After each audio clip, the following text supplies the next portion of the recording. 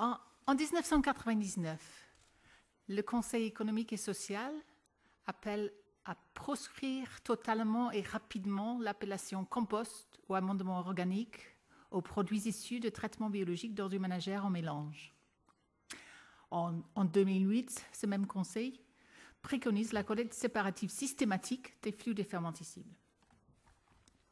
En 2009, le secrétaire d'État Chantal Joanneau dit « Je répète que je suis défavorable au principe du tri mécanobiologique tel qu'il est pratiqué actuellement.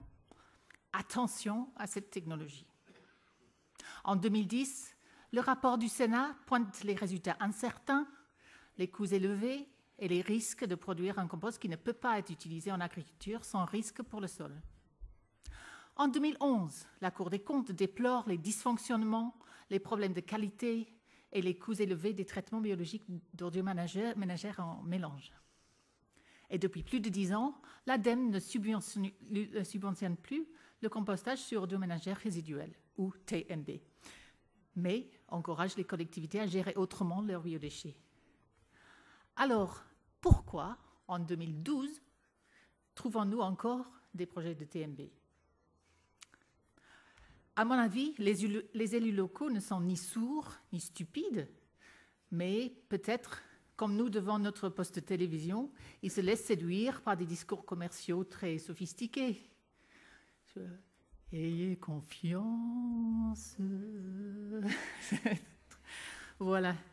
Je vais un petit peu montrer comment ça marche, le traitement mécanobiologique, les inconvénients, et puis vous donner des pistes pour comment bien gérer les biodéchets, les déchets, surtout les biodéchets, avec un aperçu sur la réglementation et les préconisations de France Nature Environnement. Et puis, je vais montrer quelque chose sur la collecte séparée des biodéchets. Alors, je vais faire tout très vite parce que je n'ai pas beaucoup de temps, mais vous pouvez poser des questions après. Vous les notez. Alors, le traitement mécanobiologique. Après avoir collecté à part les recyclables secs, les emballages, les papiers, et de préférence une partie des déchets toxiques des ménages, la fraction résiduelle, ce qui reste dans la poubelle, est envoyée à l'usine magique qui, avec plein de trituration, des fermentations et des criblages, en sort un beau compost.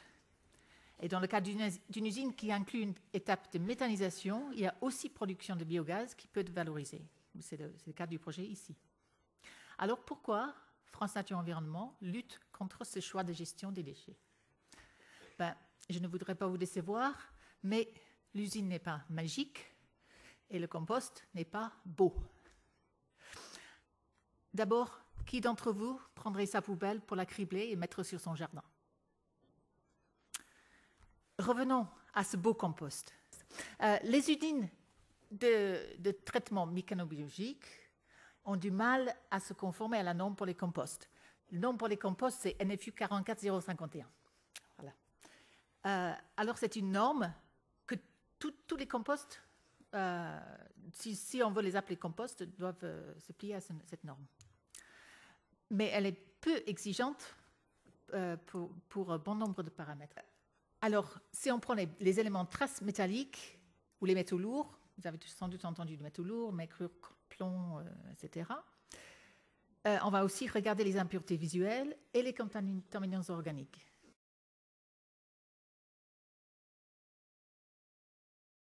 Bon, pour les métaux lourds, prenons le cas du cadmium.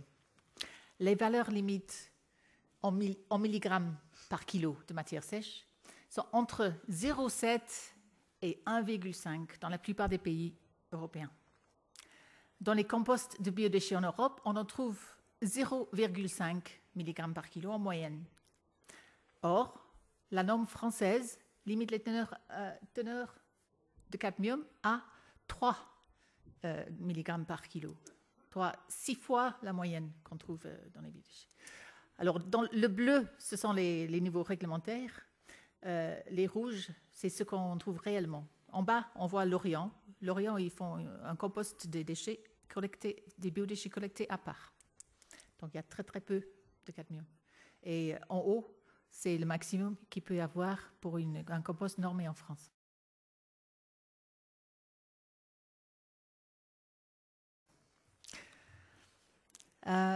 Alors, les métaux lourds ne disparaissent pas, ou bien ils s'accumulent dans les sols, ou bien ils sont lessivés et polluent les eaux.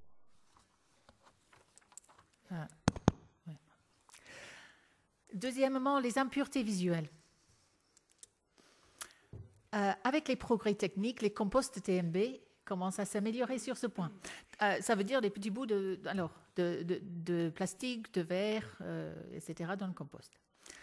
Mais regardons la norme à laquelle ils doivent se conformer. 1 mètre cube de compost peut contenir jusqu'à 750 grammes de film plastique, 2 kilos d'autres plastiques et 5 kilos de verre et métaux. Alors, je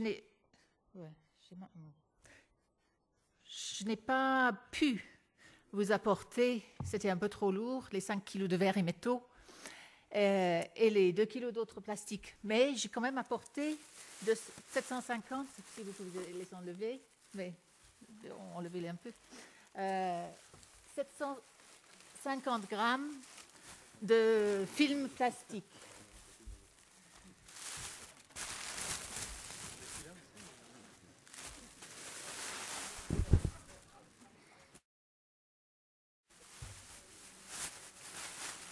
Voilà. On l'a bien pesé. Donc, on peut avoir jusqu'à cette quantité de film plastique dans 1 mètre cube de compost. Vous imaginez. Je ne dis pas que tous les composts ont cette quantité de plastique, mais ça peut avoir tout ça et encore être conforme à la norme française.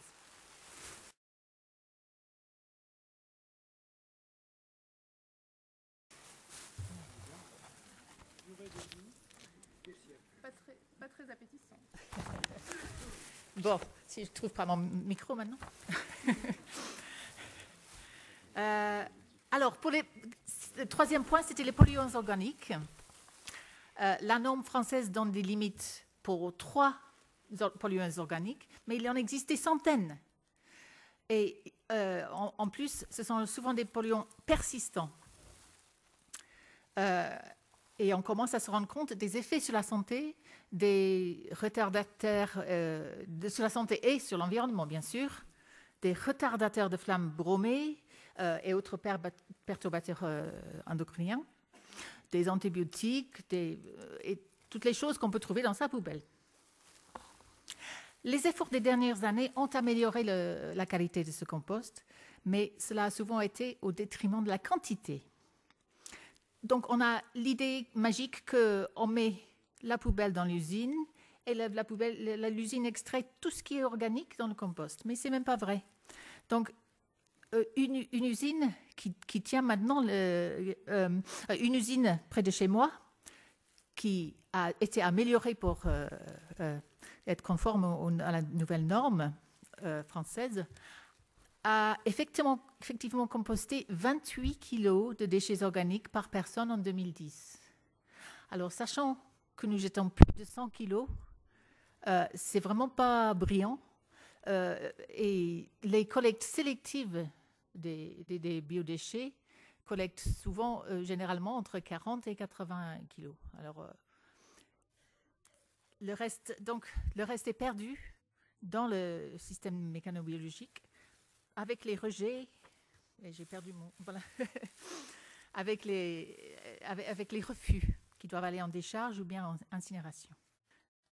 Ouais. Alors, comment peut-on faire pour bien gérer les déchets ? La réglementation nous donne de bonnes indications. La directive cadre déchets de novembre 2008, je sais pas, il ne marche pas, nous donne une hiérarchie. D'abord la prévention, ensuite préparation en vue de réemploi, recyclage, autre valorisation, y compris valorisation énergétique et élimination. Donc, dans l'ordre, il faut commencer par la prévention. Sur le stand, par exemple, le stand de Nature Environnement 93, excusez-moi, vous avez pu voir des plaquettes que France Nature Environnement a produites, donnant des idées pour réduire les déchets. Et il y a eu des engagements Grenelle là-dessus. Pour les biodéchets, là, on peut faire moins de gaspillage alimentaire et une gestion domestique, mais je ne vais pas aller dans les détails. La collecte séparée est fortement conseillée par la réglementation, par la directive des déchets de novembre 2008. Il est fortement conseillé pour une bonne valorisation des déchets, en particulier, et non particulièrement des biodéchets. La quantité de déchets organiques dans les ordures ménagères résiduelles, si on trie et qu'on fait de la prévention en avant, est très réduite. Les ordures ménagères résiduelles ne devraient pas dépasser 200 kg par personne par an. Et c'est déjà beaucoup. C'est plutôt 150 kg par personne par an. Alors, on peut prendre ça pour le dimensionnement. Ces déchets peuvent éventuellement passer par une stabilisation biologique qui s'appelle TMB. En fait, les autres pays font un TMB pour stabiliser avant mise en décharge ou éventuellement incinération. Chaque territoire devrait être responsable de ses propres déchets. Mais un travail avec les territoires avoisinants en bonne intelligence est indispensable.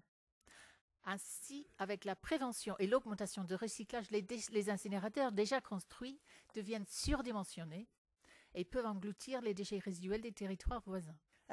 Donc, on ne se passera pas d'une décharge, même après incinération. Mais, alors, s'il vous plaît, n'envoyez pas vos déchets en Seine-et-Marne, parce qu'ils en ont marre.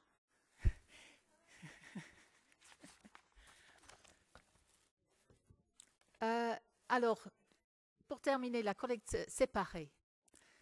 Parce qu'on dit c'est la seule façon de valoriser les biodéchets, de se faire une TMB. C'est pas vrai.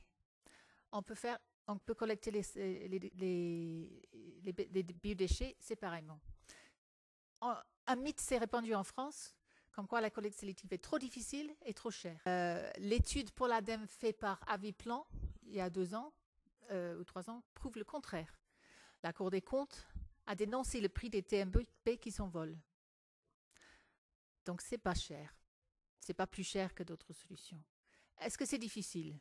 Bon, si certains pays comme l'Allemagne ou les Pays-Bas réussissent, bon, c'est qu'ils sont tellement plus intelligents et plus disciplinés que nous. On sait bien. Mais s'il y a d'autres qui le font, il y a même des Français qui le font. Alors, Lorient, par exemple. Et je vais vous présenter un exemple qui vient de l'Italie. Si on rend le geste tri facile, les habitants sont capables de faire des merveilles. Et ici en Italie, on se concentre sur les déchets alimentaires, pas les déchets de jardin. Bon, quand on est en immeuble, ce n'est pas un problème. Et voilà toutes les poubelles, une poubelle pour chaque flux, mais pas des gros conteneurs. Et là, c'est le prix. Le prix de la collecte, quand on fait une collecte de biodéchets, augmente un tout petit peu, mais le prix de traitement baisse beaucoup et donc le prix total baisse. 3 villes italiennes qui, avec la collective des biodéchets, ont atteint un taux de recyclage entre 59% et 75%. Il y a Turin, bon, c'est dans le nord, ok. Mais les 2 autres villes, Salerno, avec 150 000 habitants, et Palermo, population 700 000 habitants, sont bien dans le sud de l'Italie, au sud de Naples.